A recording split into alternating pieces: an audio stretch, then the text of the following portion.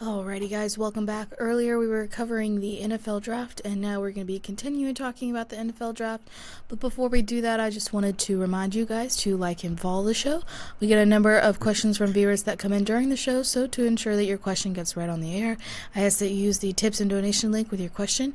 That link is gsmcpodcast.net. This just puts your question at the top of the list so I can see it, and it also really helps the show. All right. Okay, so we were covering the draft. We had covered picks 1 through 6, one One through through five. five.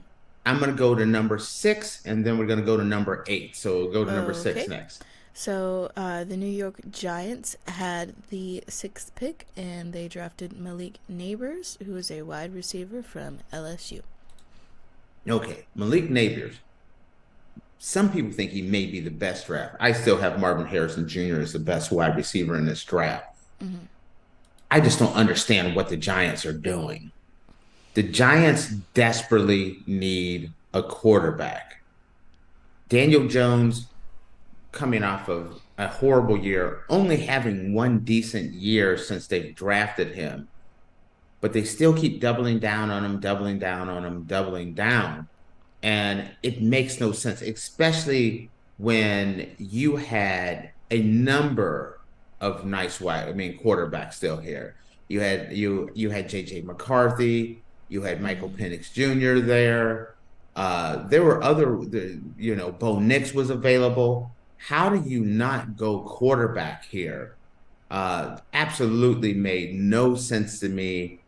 The Giants, just the Giants organization always makes me scratch my head. I didn't like this pick at all. Yahoo Sports gave it a B plus. The player is an A+ player.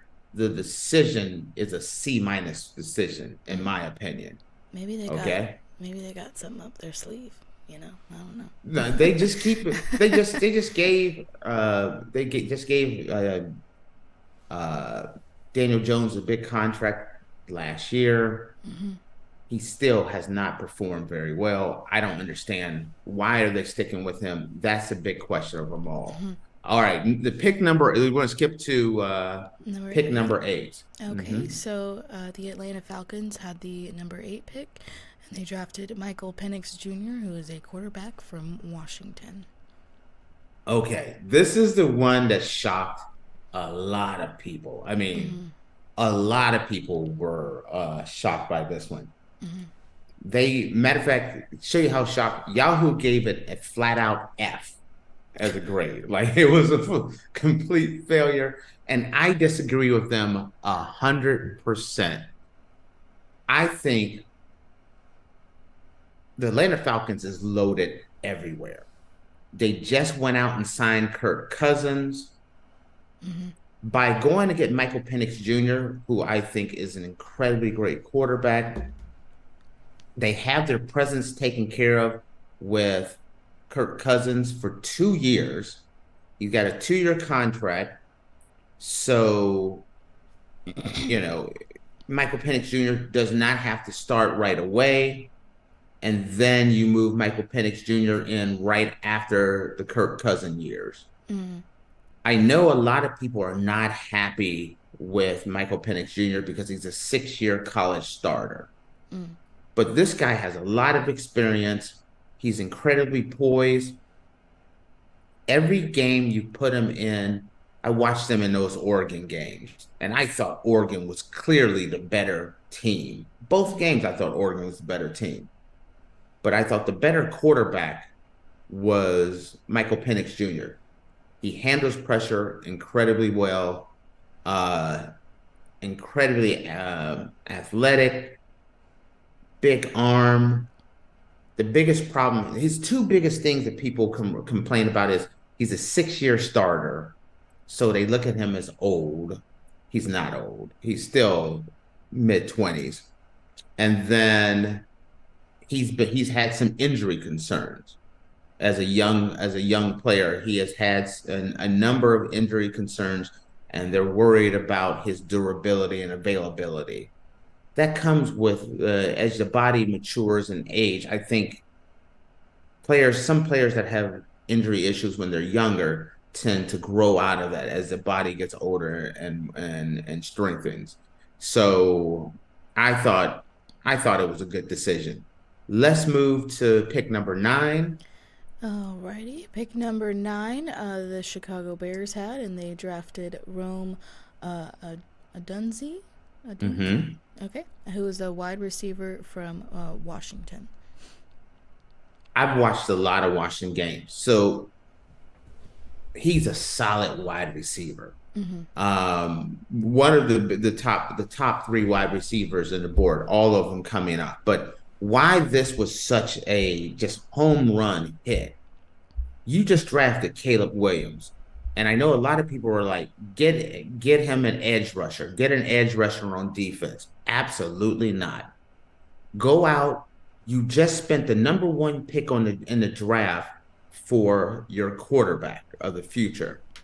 Get him a weapon, someone that he can grow with and learn. That's what helps a quarterback more than anything. Being able to have that safety blanket when all heck breaks loose, you know you have a guy that you can go to. You Yeah. can build long term. Quarterbacks, the biggest thing that separates a successful quarterback from a failed quarterback is confidence. Knowing that they have the weapons there that can get the job done. Great decision on the Bears in my part. A plus. Matter of fact, so far, A plus draft for the Bears. Pick number Yeah. 10. Okay, yeah, so pick number 10 was the Minnesota Vikings, and they drafted J.J. McCarthy, who is a quarterback from Michigan. Oh, This J.J. is the one. This is my guy. This is who I had him rated as the second best quarterback in this draft. I've been watching him. Uh, I think he's great. A lot of people get on him, and a lot of people are very low on him because he played at Michigan, which was a very heavy run first defense. I mean offense. Sometimes running the ball 20, 30 times in a row. They were a heavy defensive team. I mean, heavy run offense team. But Mike McCarthy had all the skills. When called upon, he always performed. He was third in QBR.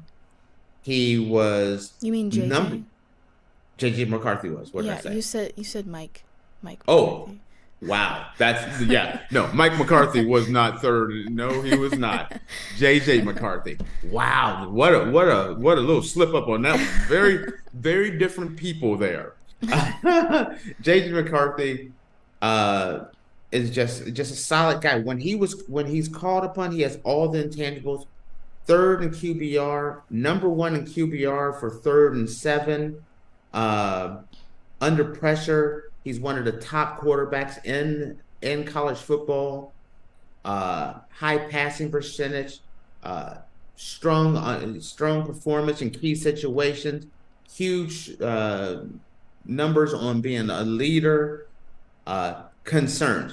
He didn't have the huge volume. He didn't put up the gaudy stats because they ran the ball so much. So a lot of people are concerned, can he play in an NFL type offense?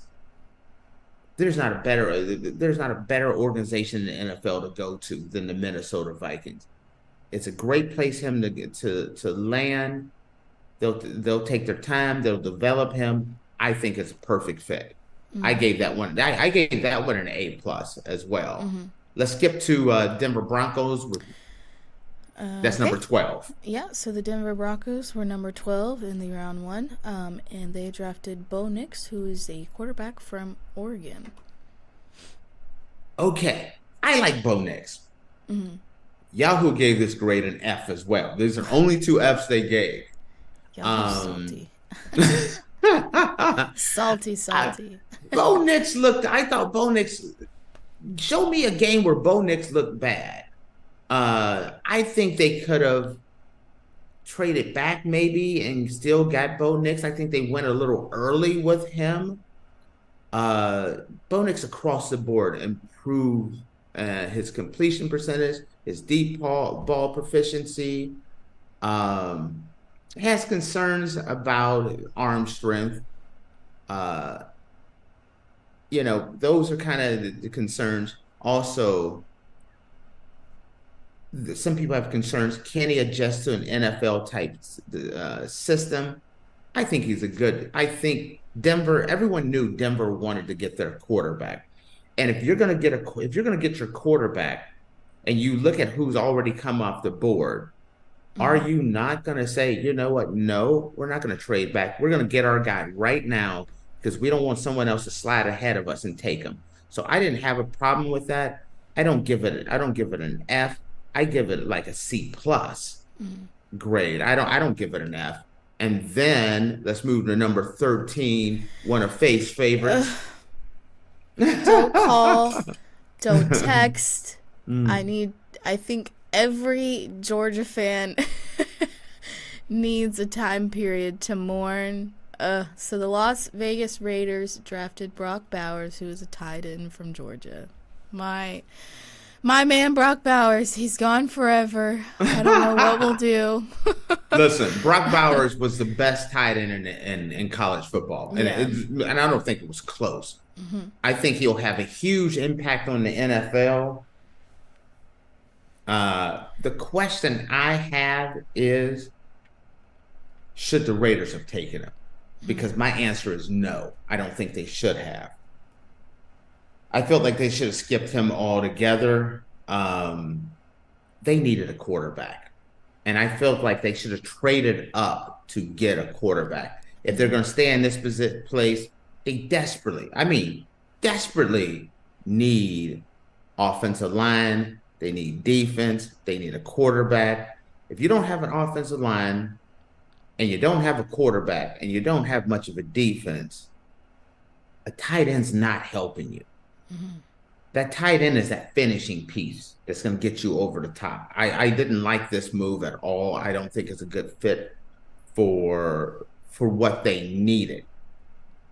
Like I said, they got the best tight end in college football. I just don't know if it's a great decision for what they were doing. We're going to move down a little bit and Okay. we're going to go to number 22, the Philadelphia Eagles. Okay. Ooh, you might have to help me with this guy's name. So, for 22, the Philadelphia Eagles drafted Quinion? Quinion? Quinion? Oh, Quinion Mitchell. I was Yes. close. Quinion Mitchell, um, from Toledo. Okay. I had never even heard of this dude. So I'm going to be honest with you, straight off the Yeah. top. I've recently heard about him. Mm-hmm. Everyone said he was the best corner in college football. I had Arnold from Alabama as the best corner in football, but he played in the Mid American Conference. I come from the University of Akron, so I didn't watch a lot of MAC games, but apparently he's the best corner in college football. Then when he went to the Senior Bowl, this is when I heard about him because during the Senior Bowl, everyone looked at him as he proved he was the best corner in college football. Before that, it was kind of like, yeah, he's doing well, but he's playing in the Mid American Conference. But then the Senior Bowl, when you had everyone there, he stood out head and shoulders above everyone else. And so it was a big move. The Philadelphia Eagles desperately needed a corner. They got the last part of the season, they got exposed. I mean, they got really exposed in the passing game and the lack of receiver depth. So the fact is, they needed to go get a corner. They went out to who most people think is the best corner in the game, and they went out and got him. So what can you say about that one? Yeah. We're gonna go with that. Let's pair that up with number 24. Okay. Number 24, the Detroit Lions drafted Tyrion Ardnell, excuse me, who is a cornerback from Alabama. This is who I thought was the best corner in college football. I couldn't speak of Mitchell. I didn't watch. I didn't watch Mitchell, so I can't. I would be lying to anyone that said he that I knew about him. But Arnold is an impact corner. I think he'll be ready day one in the NFL. He's NFL ready right now to play. I love the move that they traded with the Dallas Cowboys to move up. Mm-hmm. So the Detroit Lions moved up a couple of places to 24, and the Cowboys took, I think, the 29th pick and moved down, but got some extra compensation uh, in this draft. So I thought that was a really big move for the Detroit Lions, which has just signed Amon-Ra St. Brown to an extension, which I thought was really, really smart.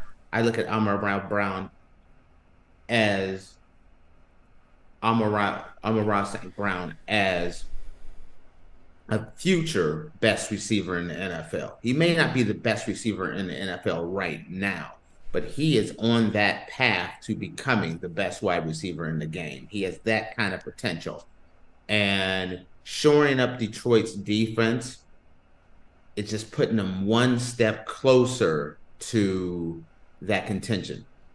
They made a huge leap this year, made the playoff, made a run for the Super Bowl, and now they went out and they got a defense, another key piece of their defense, a day one starter at corner. I absolutely love it. We're gonna move on down to my Dallas Cowboys. Alrighty, yeah, so the Dallas Cowboys had the 29th pick, and they drafted Tyler Guyton? Guyton? Guyton, yes. Guyton? Oh, excuse me. From Oklahoma. Okay. This is another situation where everyone wants to see Dallas make the sexy pick. Mm-hmm. They want a big blockbuster pick. That's what everyone wants to see. And they keep throwing this whole thing in. Dallas, they're all in. Are they all in? But they're not showing like they're all in. Dallas is making smart pick after smart pick. Dallas needed to shore up their offensive line. Guyton had been he's going to be probably moved over. He's been playing on the right side. He's probably going to get moved over to the left tackle, which won't be a hard adjustment for him. Mm-hmm. But they get that offensive lineman that they needed, that extra piece to strengthen up the offensive line to give Dak Prescott a little bit more protection. Another day one starter. No one looks at the big offensive linemen as day one that are ready to play day one are sexy picks. They're looking for the wide receiver, the quarterback, and thing. But the most important place in football is that tackle position, that left tackle position. And Dallas just went out and got them a left tackle. That's what they needed to do. They were able to trade back and get some extra compensation as well and still get their guy. It was a no-brainer. Very smart decision. And then my last one, I'm going to go with number 31, the San Francisco 49ers. Okay, yeah, so for 31 with the San Francisco Niners, we have Ricky Pearsall, who's a wide receiver from Florida. Okay. This one was weird. This was weird to me. I know they have the issue of Brandon Ayuk. And when we were in our production meeting yesterday, I know a number of people were expecting Brandon Ayuk to get traded yesterday. But I didn't think so. I thought if he gets traded, he may get traded over the weekend.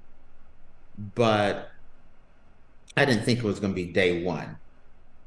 Them going out and getting a wide receiver, I think they went and reached for him way too early. I think this kind of guarantees, though, that Brandon Ayuk is gone because where are they going to get the salary cap space to sign Ayuk to a long-term deal now? Now that they've drafted a receiver in the first round. Also, it's not a position that they needed. The 49ers, Super Bowl contender that they are, needed help on the defensive side of the ball. And I was shocked that they went ahead and went with wide receiver when they had a great opportunity to get a defensive player. This was one of my lowest decisions because I even thought there were better wide receivers on there. If there was going to be an F or a D grade, that would have been my F or D grade. I just don't think it makes that big of an impact for a team that's in a win now mode, Super Bowl or bust type of team, where you could get a player that's impact is a day one impact type of defensive player, and you take a wide receiver that's going to be a project that may take 2 or 3 years when you're in a win now Super Bowl mode or bust. I didn't like this pick at all. Yeah. So I did not give them a high grade. So that was my worst pick in the draft. So now, if I'd have told you a year ago, you'd be sitting on a national show, Faith, breaking down the NFL draft, what would you have said? I said, you're lying. But this is just what you did. There's still a few more rounds left. You got Friday, today, tomorrow, and Sunday's draft. That'll be going on. We'll talk about them a little bit more in the draft, maybe not so in depth, but wanted to cover the first round is so critical. And so I wanted to give my opinion on the draft and where some of the players went. Some players that are still out there that I am very curious on as far as players. Spencer Rattler from South Carolina, Hartman, the quarterback out of Notre Dame, Joe Milton III out of Tennessee, and Michael Pratt from Tulane. I'm really still curious to see where these guys land. Are these going to be are some of these quarterbacks going to be day 2 or day 3 or even slide even further? I'm really looking forward to kind of seeing where the rest of these guys land. So I'll be keeping an eye on that over the weekend. So. Alrighty. Well, with that, guys, we're going to take a short break, and when we come back, we're going to be talking about the NBA playoff games that happened last night. So make sure you guys stick around, and we will be back in a minute.